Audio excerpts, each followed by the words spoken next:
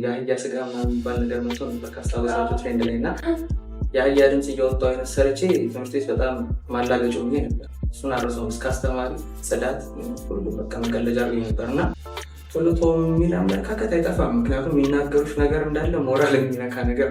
ከዛ በጣም ተናድጄ ግድግዳውን ላስተምር ደርሻለሁ። ሰላም እንዴት ናችሁ? የሺባ ፖድካስት ቤተሰቦቻችን፣ ሁሌም እንደተለመደው በሺባ ፖድካስት አዳዲስ እንግዶችን ይዘን እንመጣለን። ዛሬም ደግሞ አንድ እንግዳችን እዚህ ስቱዲያችን ይገኛል። ያው ራሱን ያስተዋውቅልናል። እናንተም ደግሞ ቪዲዮን ከመጀመራችሁ በፊት ላይክ፣ ሼር እና ሰብስክራይብ እንዲሁም ደግሞ ኮሜንት ላይ የገባችሁ ሀሳብ አስተያየታችሁን እንዲሁም ይህ እንግዳ ቢቀርብልን እኛን ያስተምረናል፣ ያዝናናናል የምትሉትን እንግዳ እኛን ከማቅረብ ወደኋላ አንልም። እናንተም ደግሞ ኮሜንት ላይ ያስቀምጡልን። እስከ ፕሮግራማችን ፍጻሜ ድረስ አብራችሁ ቆዩ። እንኳን ደህና መጣ። እንኳን ደህና ነሽ። እስኪ ራስህን ለተመልካቾቻችን አስተዋውቅልን። እሺ፣ ስሜ አማኑኤል ኃይላት ይባላል። የሶሻል ሚዲያ ኢንፍሉዌንሰር ነኝ። እንዲሁም ራሴን ለማሻሻል ቀን በቀን የራሴን ማድረግ ያለብኝ ነገሮች እያደረኩኝ እዚህ ላይ ደርሻለሁ። እዚህ ድረስ ስለመጣ ከልብ አመሰግናለሁ። እኔም በጣም አመሰግናለሁ።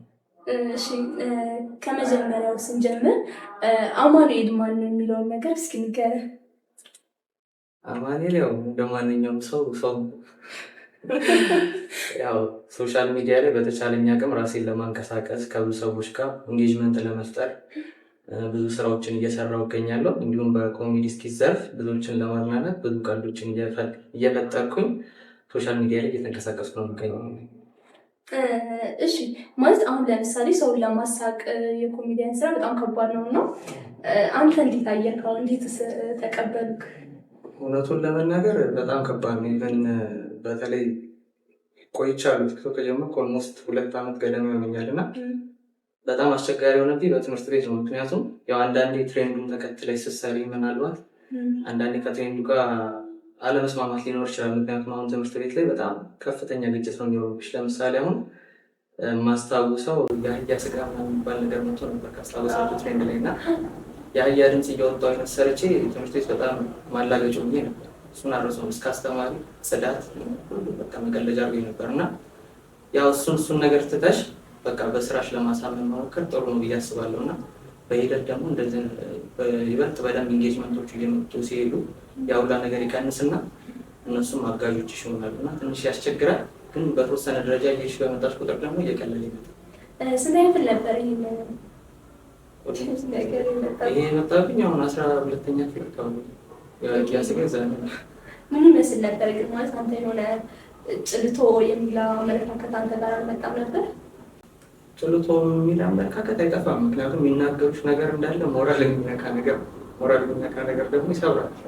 ግን ያው አንዳንዴ መቀጠልም ጥሩ ነው። አንዳንዴ እግዚአብሔርን ተማምነሽ ፈጣሪን ተማምነሽ መቀጠል ጥሩ ነው። ምክንያቱም የሚመጣው ነገር በዛው ልክ ጥሩ ኢንጌጅመንት ያመጣልሻል፣ ብዙ የሰው ፍቅር ይሰጥሻል እና ያ በመጣ ቁጥር ደግሞ እየቀነሰ ይመጣና ወዳጆች ይመጣል። ስለዚህ ጥቅሙ ስለሚያመዝን ያው አንዳንዴ ይመጣል። እስኪ ከተናገሩት ልቤ ነካኝ ከምትላቸው ነገሮች የተስፋዬ ካሳ ትንሽ ሆነካ እሱ ማለት ነው። ተስፋዬ ካሳ በጣም ሌጀንድ ኮሜዲያን ነው። እሱ ሊመርምና እና አሁን ላይ ቤት የለም፣ ግን በጣም ጥሩ ኮሜዲዎችን ለህዝብ ያበረከተ ሰው ነው። ምንም አሁን በእውነት ቢለይም እና የእሱ አጥንቶች ሆነ ጋር ያለ ሰው ነው። አልገኝም ማን እንደዚህ ያው ትምህርት ቤት አስተማሪ ነው ማለት ነው። አስተማሪ ነው ምንድን ነው የሚልክ?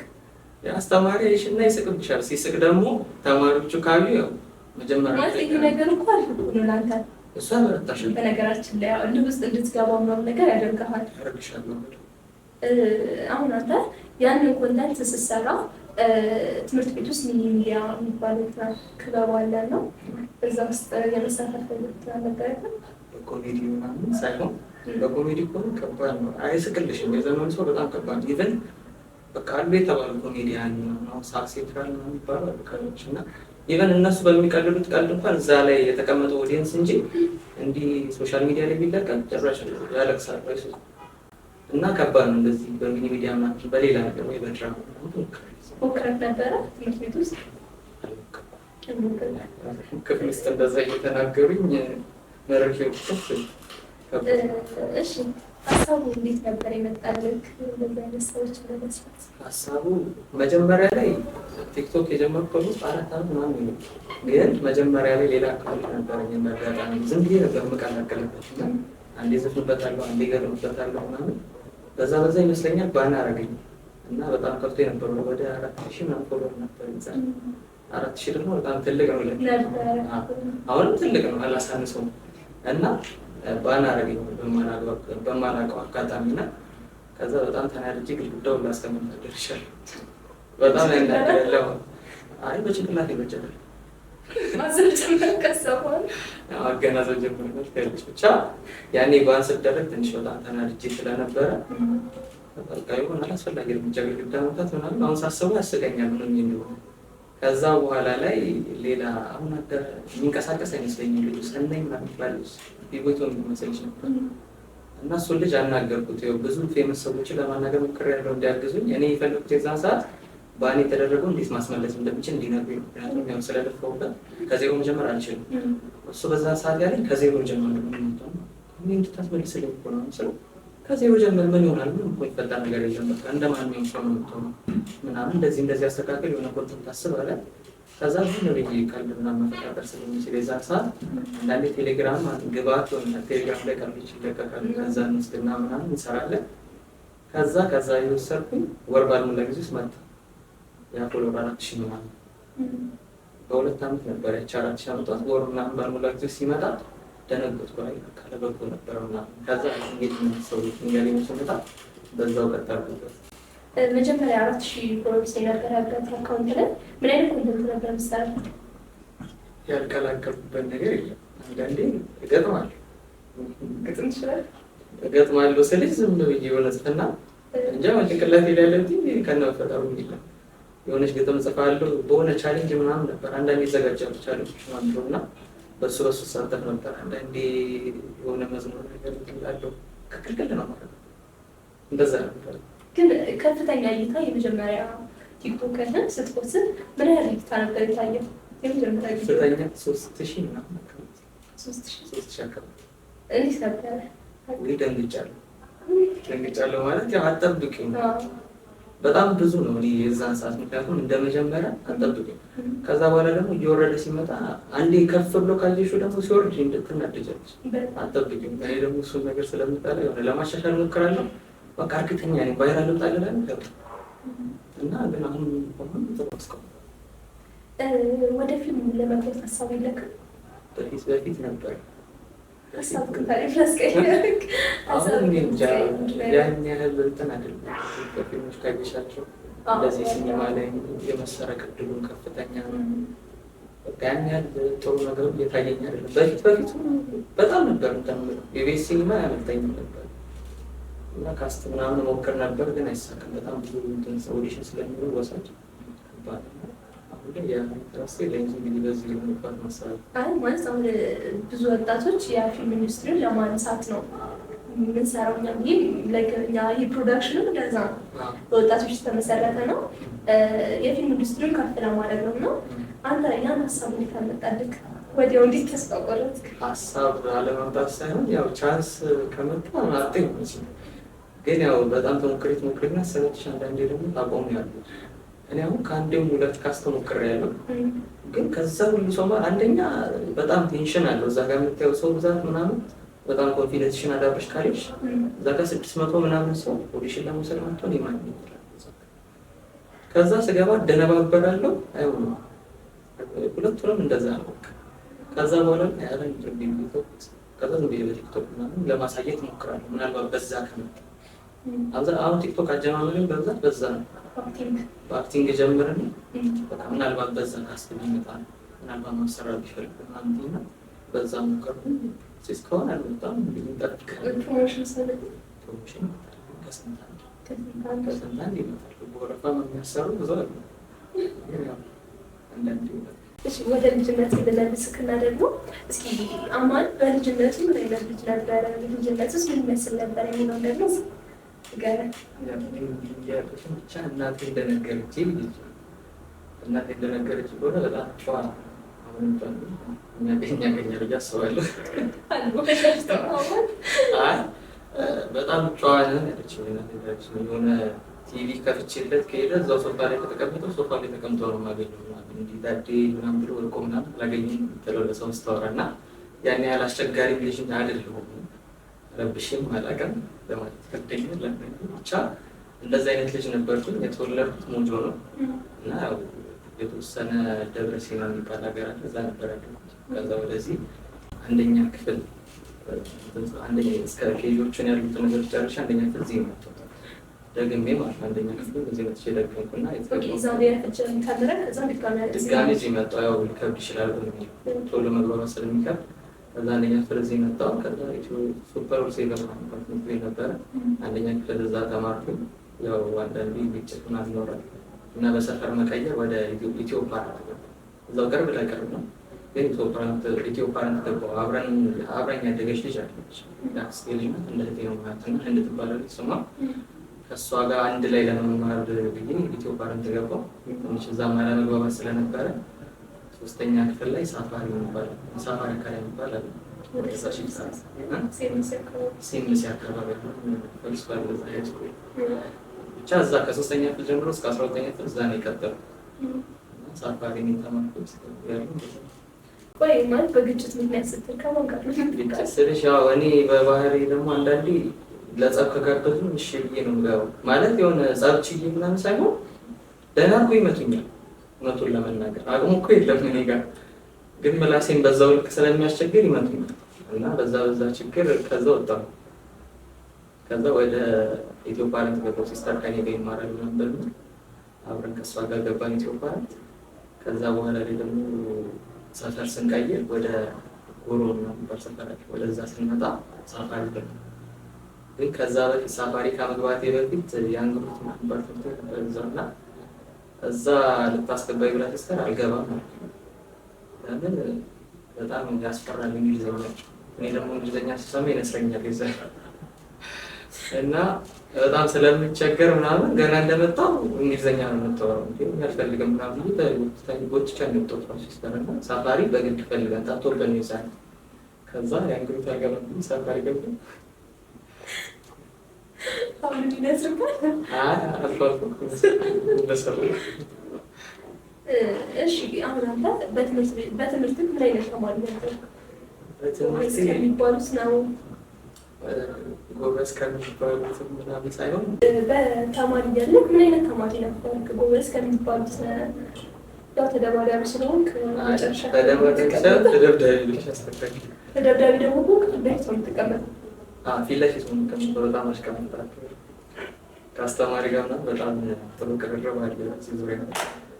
ያው ያን ያህል አስቸጋሪ ተማሪ አይደለሁም ግን በትምህርቱም ያን ያህል ለፍቼበታለሁ ማለት አልችልም። ግን ከተወሰነ ጊዜ በኋላ የሆነ ውጤት የማሻሻል ምናምን የመለወጥ ነገር አለ ማለት የሆነ ቀን ነው ከማዘር ጋር ተጣልተን በጣም ተጣላን ከማዘር ጋር እና በጣም ሞራሌ የሚነካ ነገር ነገረች። እዛ እኔ ላንተ በዚህ በላይ ክፍል በጣም አስለቀሰችኝ። ከዛን ቀን በኋላ ለሞት ተረሰው የዛኔ ብቻ በጣም ፎከስ ማድረግ ጀመርኩ ምናምን ከአስረኛ ክፍል በኋላ ይመስለኛል። ከዛ በኋላ ነው ከአስተማሪ ጋር ምናምን በጣም ተረርባለሁ ፓርቲሲፔት አደርጋለሁ ምናምን። ከዛ ወጣሁ ሃይስኩል ከሚመስል ነበር። ሃይስኩል ከኤሌመንታሪ ወደ ሃይስኩል ስንገባ ብዙዎቻችን ባህሪያችን ይቀያየራሉ። ያንተስ እንዴት ነበር? ያው ጉርምስና እንዳለ ነው ድብደባው ምናምን አልቀረም እንደነበር ነው። ያው ብዙ ጓደኞች አሉ ተሻቸው የምትመጫቸው አንዳንዴ እነሱም ይቀይራሉ ወደ ሌላ ቦታ በሰፈር መቀየር ምናምን እሱ ኢፌክት አለው። ግን አብሮሽ በዛው ልክ ደግሞ ከአንቺ ጋር አብሮሽ የሚቀጥሉም አሉ። ከእነሱ ጋር ጥሩ ጊዜ አለ። ግን አሁን የሚከፋኝ ነገር ምንድነው 12ኛ ክፍል ያው ለማትሪክ ምናምን በሚል አጥና ምናምን በሚል አንዳንድ ዴዎች አሉ አይደለም የሚከበሩ እነሱን ዘለልኳቸው። የመጣሁባቸው አሉ ግን በቃ የሆነ ባይሆን በደንብ አይታቸው አብረሽ ካልዘፈንሽ አብረሽ ካላየሽው ደግሞ እንትናቸው እና አሁን ላይ ሳስበው ይቆጨኛል። የሆነ ኮልታ እንደምታይ ይባል የለ ማትሪኩንም ወደኩኝ 232 እና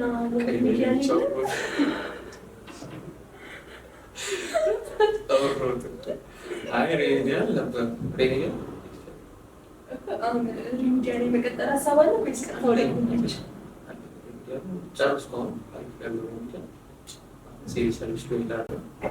በነገራችን ላይ መስሎ ካጠኑት ይልቅ ያላጠኑት ናቸው ያሉት እና ባታጠና ይበቅ ብዬ ነበር እንትን ካልኩ ባላጠና ይሻላል። ምን አይነት ስሜት ነበር ይሰማክ? ለፍተህበት ደግሞ ፍሬ የሚለው ነገር ስታጣ ፍሬውን ስታጣ ደግሞ የሚሰማክ ስሜት አለና ምን አይነት ስሜት ነበር አንተ የተሰማክ?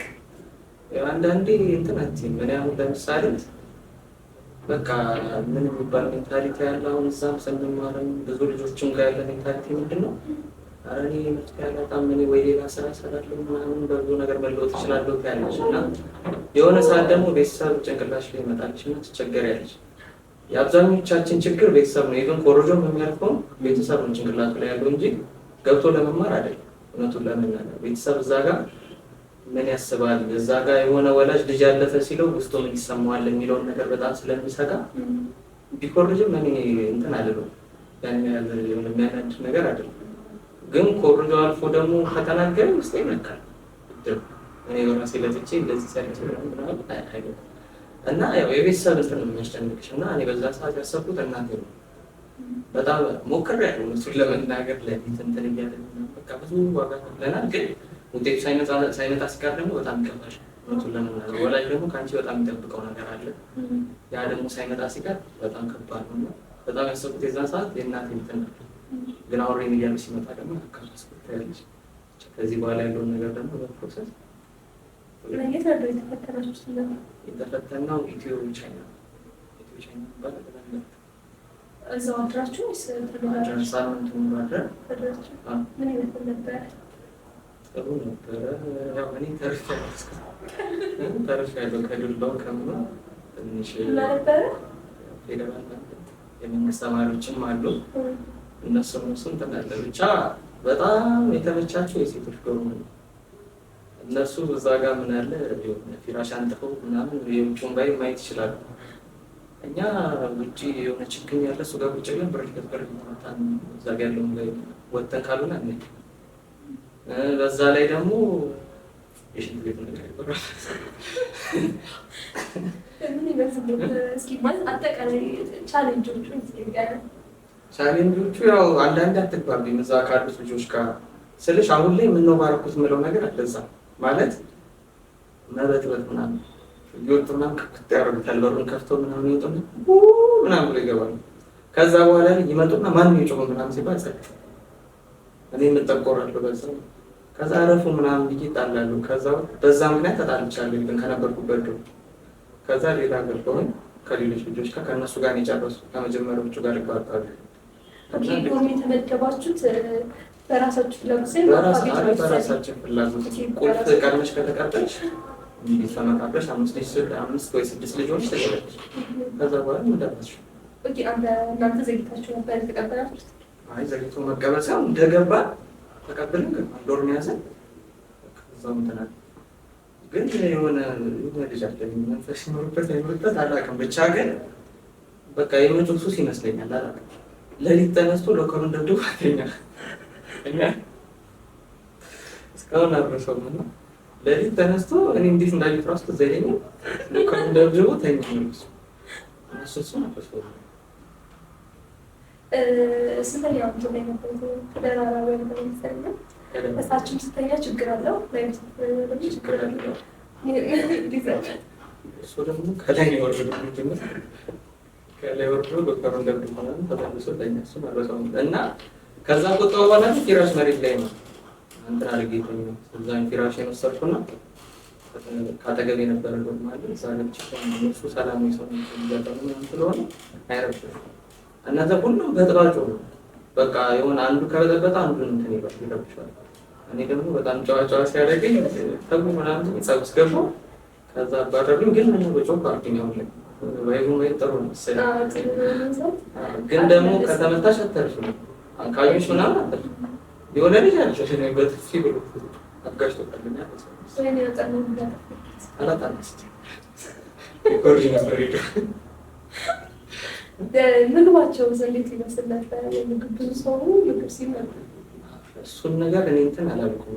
የመጨረሻው ቀን ዓርብ ነበር። የመጨረሻው ቀን ላይ ኤክስፔሪንስ አድርጌያለሁ። ብቻ ግን ከዛ በፊት የየራሳችን ይዘን የየራሳችን ቆሎ እዛውም የሆነ ካፌ አለ፣ በነፃም አለ፣ ከፍለሽም ትልበት አለ። የነፃውን ለመጨረሻ ጊዜ ሞከርኩት፣ ለመጨረሻ ቀን። ከዛ ቀይ ስር በዳቦ ሰጡኝ መሰለኝ። አዎ ቀይ ስር በዳቦ ሰጡኝ። ቀይ ስሩ ምን ያክላል? ዳቦ ምን ታክላለች? ቆንጥረሽ እንዲህ ነው የምታነሺው እና እሱን አረሰው ብቻ እርጥብ ነው ከሰው በላይ ያለቀው። ከውጭ አድርግ አታውቅም ከዚህ በፊት? ውጭ ማለት ውጭ ስለ ያው ለስራ ምክንያት ምናምን ነገር ከቤት ውጭ አላውቅም። ያው ሲስተር ጋር ምናልባት እሷ ጋር ላደርግ ይችላሉ። ከዛ አይደለም ማለት ውጭ ስታድር ውጭ አድረህ የምታውቅ ከሆነ ያው ትምህርት ቤት እዛ የፈተና ጊዜ ለማደር አይከብድም። ግን ያው ውጭ ሳታድር ምናምን እንቅልፍ እንዴት ይወስዳል ምናምን ነገር የማታውቂው ሰው ምናምን ቢሆን ችግር የለም። ግን እዛ ጋር ጓደኞች ናቸው፣ የሆነ ነገር ቢመጣ ማብራቸውን የምትከፈል። ስለዚህ ምንም የሚያስቸግር ነገር የለም ከጓደኞች ጋር እንጂ አሁን ሌላ ከመንግስት ተማሪ ጋር በመደብ አልተኛም። እንዴት ቁጭ ብዬ ነው የሚለው። እኔ እንጃ ያስፈራል። እኔ ካየሁትም አንጻር ኢቨን ለፈተና ስንገባ ሎከር ሰብሮ ምናምን ጠብቀው ነው ያደረሱ። ሎከር ሰብሮ ምናምን ሻንጣ ብሎ እዚህ ነበር እና መግባባት ከባድ ነው። እንዲህ ከጓደኞች ከሆነች ምናምን ካሌጅ ለብቻሽ ካገኘሽ ጦጣ ነው የምትሆነው። ፈተናው ስልክ ነበር። ፈተናው ጥሩ ነው ግን ሰዓት ትንሽ ከባድ ነው። ስንገባ በየ30 ደቂቃው ይነገራቸዋል።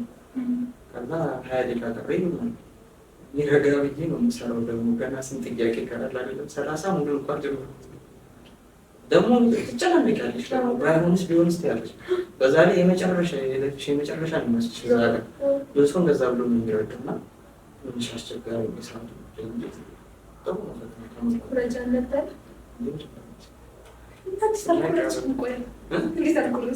እድል ጠማማ እድል ካለ እኮ እንዴት ማስቆረጅ ማለት አሁን የሆነ ልጅ አለ አናግሬው ነበር ስገባ አሰራኝ ይወር አላሰራም ማለት ካለኝ ላክ እዚህ ካለ እንዴት ነው በቃ በራስሽ ትሞክሪያለሽ። ከመጣመጣ ካለ ገራስ ጉዳይ ማዘርም አላጨናነቀችኝም። ግን ያው ይጨንቀሻል እንደ አይመጣስታሽ የሆነ ሰዓት መጨረሻ ላይ ደግሞ እንዳልኩሽ ሰዓት በጣም አነስተኛ ስለነበረ ሂስትሪ በጣም ጥሩ ነው ነበር። ሶሻል እና ሂስትሪ ላይ በጣም ጥሩ ግሬድ ነበር በፊት። የዛን ቀን ብቻ አልመጣም ወደ 30 ምናምን ይወጣል ተቀምጬ ሰዓት እንትን አደረግኩም። እሱም በቃ ነገር ብዬ የግድ የመጨረሻ መስራት አለብኝ ብዬ ከሰዓት እያለቀ ነው ደግሞ አለቀ። ከዛ ቀማኝ ከፌደራል ጋር ተጨቃጨቅ ነበር እያለቀሱ እኔ በደንብ ልክሽ ብዙ ተውላ ይወጣል ብዙ ተኩላ ይወጣል። እሺ ከትምህርት ቤት ላይ ተምንጣና ወንድና ሴት ቤስት ፍሬንድ መሆን ይችላሉ ብለህ ታስባለህ? ያው ከባድ ነው ስልሽ ያው እንዳቀራረባቸው ነው። ራሳቸው ካሳመኑም አይሆንም። ካሳመንም አይሆንም። ካንተ ይጀምራል ማለት ነው። እንዳጠቃላይ ሊሆንም ላይሆንም ይችላል ብለሽ ያሉ ማለት አንዳንዴ ከባድ ልትገቢ ትችላለሽ። ምክንያቱም ከባድ ነው። በቃ ቤስት ፍሬንድ እኔ ከየት እንደመጣሁ ቃሉ ያላውቅም ማን እንደወጣሁም አላውቅም። ግን እኔ ጋር ይሆናል ብዬ አላስብም። ምክንያቱም ያው ወንድም ስሜት አለው፣ ሴትም ስሜት አለ። የሚያቀራርባቸው ነገር ይኖራል። ሁለታቸውም ላይ ጥሩ ጎን ካለ ያቀራርባቸው። ወደው ሲሆን በግድ ስለፈልጉ እኮ አይደለም። ግን አንተ የተፈጥሮ ጉዳይ ስለዚህ መሆን አይችሉም። አራያቸው ምን ሆኑ የሆነ ሰው አይታለም ሰምተህ ማታውቅም ማለት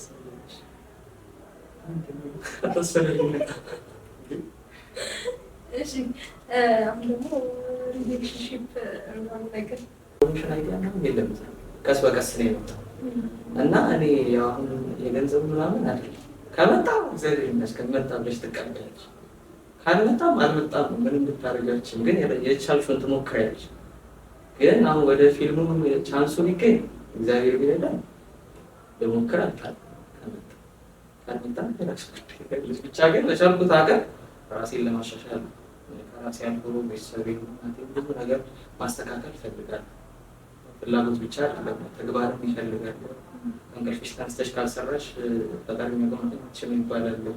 ፈጣሪ አካል የሚባል ነገር ስላለ ማለት ነው። እና በቻልኩት አቅም ራሴን ለመለወጥ እሞክራለሁ። ፕሮሰስ ታይም አሁን እግዚአብሔር ፈቅዶ ሪሚዲያል ማልፈግ ወደ ዩኒቨርሲቲ ስገባ ማለት አለፍኩ ማለት ነው። በስተፈቅ ገና ሪሚዲያል አለፍኩ ገና ሪሚዲያል ትፈተናለህ። ሪሚዲያል ተፈተንኩ።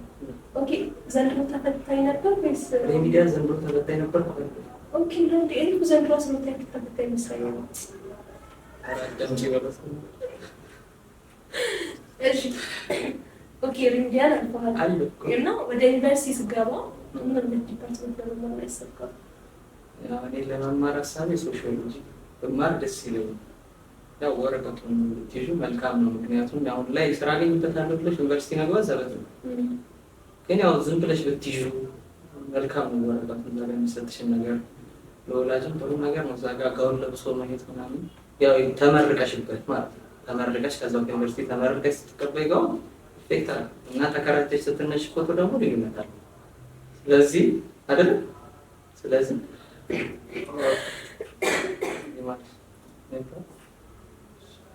እና ያው ማባሩን አጠራው በሶሺዮሎጂ እንደሚገፋበት ነው እና ያው ለምን መረጥክ ሶሺዮሎጂ? ያው ያን ያህልም ካሉት ኮርሶች አንፃር ስፔሻል ይላል እኔ ለመረዳት ማለት አንተ ስለ ሊቪንግ ነገር ስለሆነ ስለ ላይፍ ስለሆነ ያን ያህል እንትን ኢንተራክሽኑ በቃ ስለ ካልቸራል ኢንተራክሽኑ ምናምን ስለሆነ ያን ያህል ደግሞ አይቸግረኝም ለመረዳት። ስለዚህ የሚገባሽን ነገር የምትፈልጊውን ነገር ኢንተረስትሽ የሆነውን ነገር ብትማሪ አትቸገረኛል። አሁን እኔ ብድግ ብዬ ማኔጅመንት ልማር ብል ጦጣ ነው አይገባም። እዛ ጋር አስተማሪ ሲያብራራ ምናምን ይተኛል ምናምን አይገባም። ስለዚህ የሚገባኝን የምረዳውን ነገር ተምሬ ቦታ ይታለኝ አይሻል ግን እኮ አሪፍ እኮ ማኔጅመንት ያበላ አይደለም። እኔ ለመብላት አይደለም። ኦኬ ተምረው ወረቀቱን ለመያዝ ነው። ኤግዛክትሊ እንደዛ ነው አይደል? ማለት ተምረሽ ቆይ ነው። አሁን ለምሳሌ አንተ ተምረህበት ብር ካላገኘህ ሰርተህበት በተማርክበት ሙያ ሰርተህበት ብር ካላገኘህ ታዲያ እንደው ጥቁር ስራ እንደማገኝ እርግጠኛ ነኝ። በማኔጅመንት አለ